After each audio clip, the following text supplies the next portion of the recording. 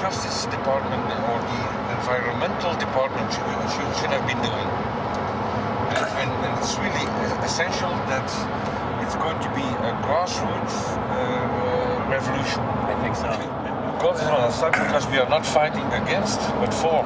Yes, we're fighting for. I was in the council for about 25 years and also a period as the mayor. So from that moment on, 10 years ago, everything started to change. I started to get a picture of what is really going on. And it became crystal clear to me that we, humankind, have been manipulated and dominated and exploited for centuries. And this chemtrail phenomenon made me angry because I was so helpless. You can decide what food you're going to eat, whether you're going to smoke, what water you're going to drink, what kind of life you're going to lead, but not with this phenomenon. Then you are just a victim. It's only a game. And there have to be good guys, and there have to be bad guys. And luckily, we are in the position to be able to play the role of the good guy who has the chance and the opportunity to overcome. 3 days that we shared with them, my heart just dropped because it was such a beautiful way to live and such a peaceful way to live. I left thinking, what's this going to be like in 10 years? Is everything going to be killed off on the property? And if it is, how are they going to get their food source? Are they going to have to take a class, you know, and get certified by company XYZ? And what are the requirements for that? And that really is the end of freedom. I'm concerned about that. I definitely, I really am. Yeah. I learned to say everything is now as it has to be now. And everything is going to be okay. It's going to be all right. It's going to be okay. Yeah. Yes. I have this deep feeling that in the end we will prevail because we have the right on our side. The cosmos is helping us. And I have this strong feeling that we are being supported by entities and by forces we can't even imagine.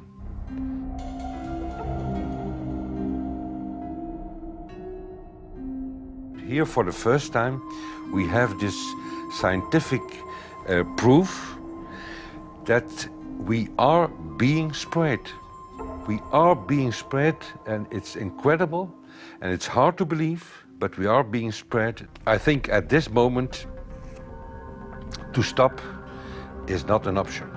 Once you know it and once you have a tool like this and an opportunity like this, that the issue of chemtrails or persistent jet contrails or whatever name you use for it, that this phenomenon is recognized as being real, publicly debated on. In the context of geoengineering, I think it's high noon to bring this to the public. This is what the sky is supposed to look like. These are old paintings. We forgot this, I'm afraid. In the years that I have been a medical research journalist, I have looked at many things, and I found the same three issues in whatever I'm looking at. And that is that we are being dumbed down, we are being made sicker, and we are being made infertile. Citizens gathered from around the world in Belgium for the first International Chemtrail Symposium. The event attracted leading professionals, politicians, and activists who discussed the health, environmental, and social implications of these programs. Today it's only going to be about facts, documents, figures, patents, licenses, everything that brings us to the truth. We have no other weapon against this vast complex than exposing and bringing their dark works in the light of the truth. We have the hope that by our efforts, more and more people will become aware of the fact that we are deceived by our leaders. So today, we, as a family, join forces with the people who who publicly made known to the world that chemtrails are not a conspiracy theory, but a conspiracy fact. From the Technische Universiteit Delft in the Netherlands. Ladies and gentlemen, please welcome Koen Vermeeren.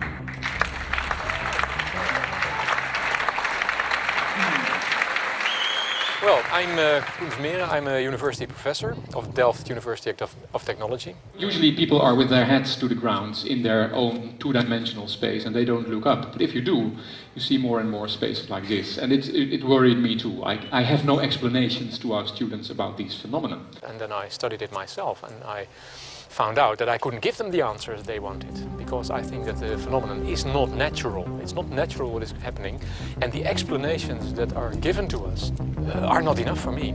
If you look at them from a scientific point of view, the first thing a scientist does is trying to explain something. Because I'm smart and my students are not as smart yet, so I have to give them answers to questions. But if you ask most scientists honestly, they cannot answer all your questions. If people are using climate control over our heads, I want to know about it. I want to know the consequences, I want to know the health impact, I want to know everything. I need, as a teacher in my university, to give answers to my students. And they have good questions. And I don't have the answers, and I want to know. Excellent. And we should discuss this. Ladies and gentlemen, for here you in the auditorium and for all over the world, Michael Murphy.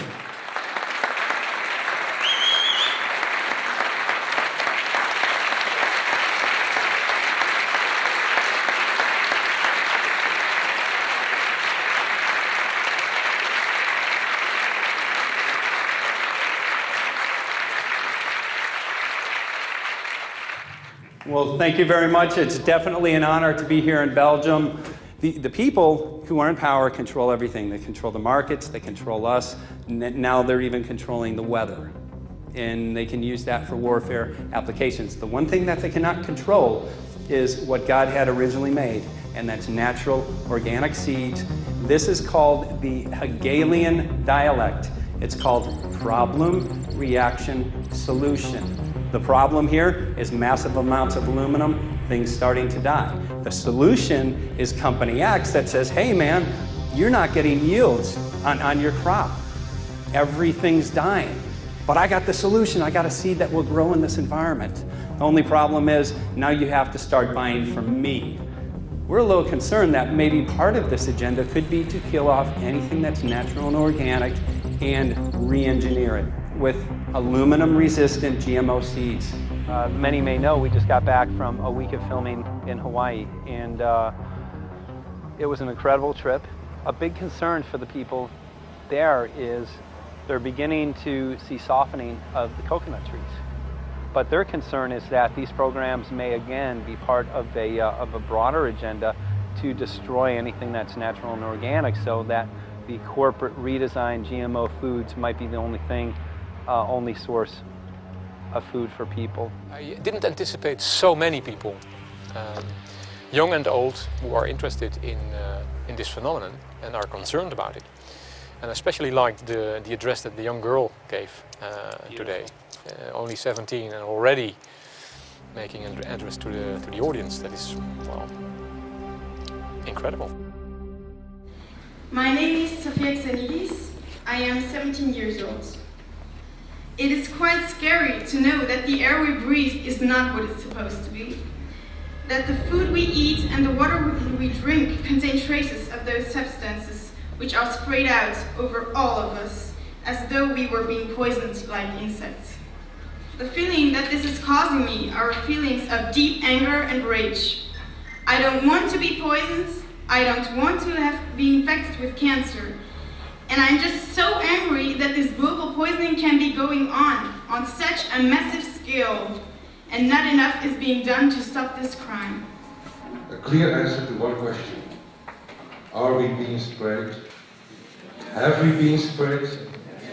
And is it their intention to spray again and again? What are we going to do about it? How are we going to deal with it? How are we going to stop it? I know the answer. There is only one person who can stop it. The You know it. You are. You are the person, the one you have been waiting for. We are magnificent, beautiful, godlike, divine human beings.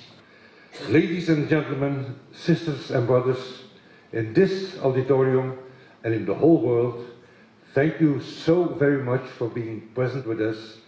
And for now, please enjoy this anthem.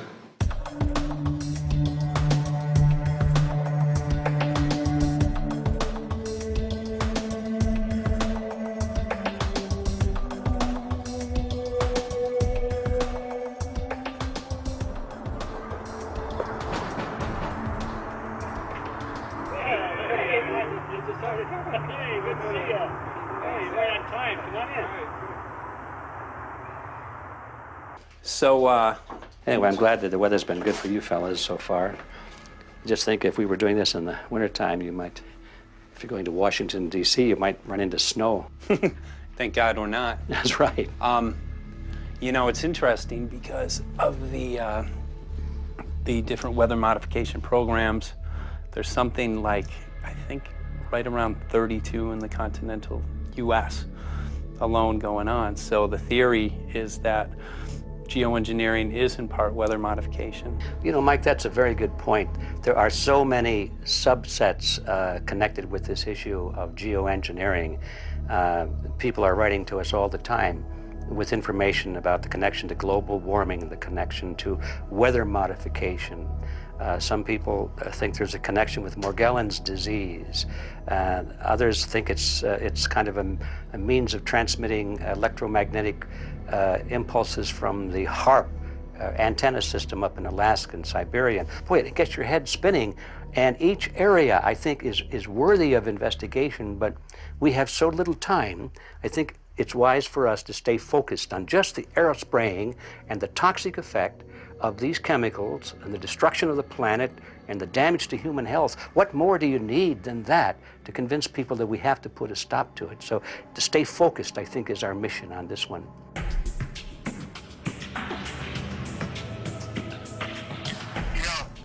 Jeremy, we had an idea. We know that you know the political system real well. Our idea was this: we have a ton of data and information that we've collected throughout our travels, and you know, we really think a good way to end the film would be addressing this to elected officials, some of the senators. So we were wondering this, if you might be able to come and kind of help us out and perhaps show us the way in how to get this done politically. But it sounds like a really good idea, and I'm also going to get to in terms of researching who it is that we should really focus on talking to about this.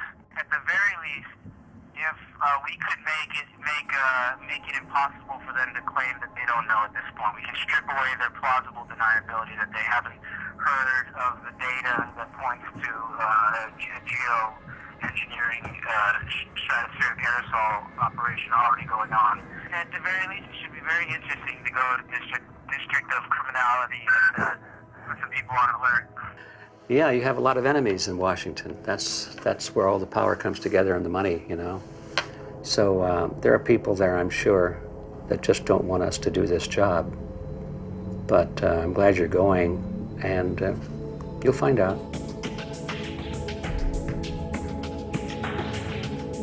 We took the data to Washington, D.C. There we presented our elected officials with the following letter.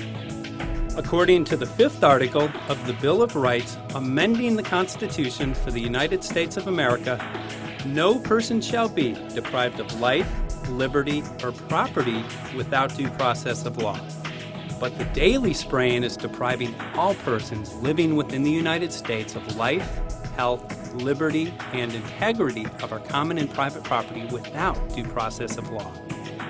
As a representative of the people of the United States of America, we insist that you do everything in your power to protect us and immediately put a stop to geoengineering spraying at once. There exists no justification, legal or otherwise, to poison the planet and its inhabitants. Now suppose that space aliens arrived on, maybe they're going to land at the UN headquarters down the road here, or maybe they'll pick a smarter spot. But suppose they arrive and they give you a box.